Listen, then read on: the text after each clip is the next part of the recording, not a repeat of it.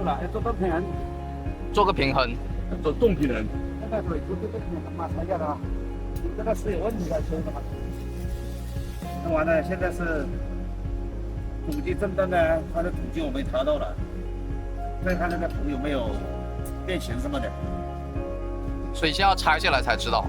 对对，要不要走的嘛，把它拆下来去做了正平衡的。哦。这样。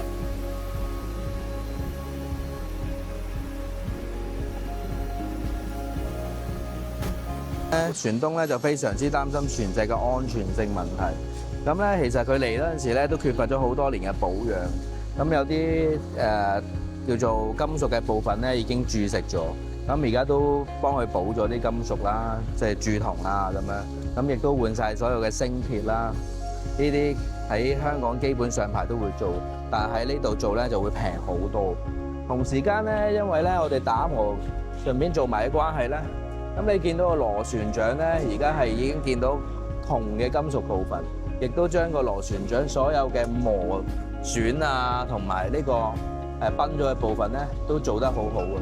咁你會見得到咧，成隻船咧嘅銅啊、不鏽鋼啊，你會見到非常之好嘅狀態。咁完成咗之後咧，稍後咧就會將佢再補上油漆，咁做翻呢個防蠔嘅防蠔防污嘅動作。咁亦都咧，因為船東咧，咁保養都缺乏咗好多年嘅保養。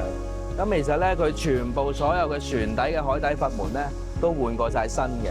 咁呢個咧應該係就係發電機嘅海底閥門。咁再前面啲咧，主機嘅海底閥門同埋冷氣嘅海底閥門咧，廁所嘅海底閥門咧，都全部換過晒新嘅。所以而家落水咗水之後咧，船東起碼有2至3年咧，或者5年咧，係唔需要有擔心啲海底閥門腐蝕啊，或者漏水嘅狀況嘅，所以而家船東可以玩得開心，用得開心。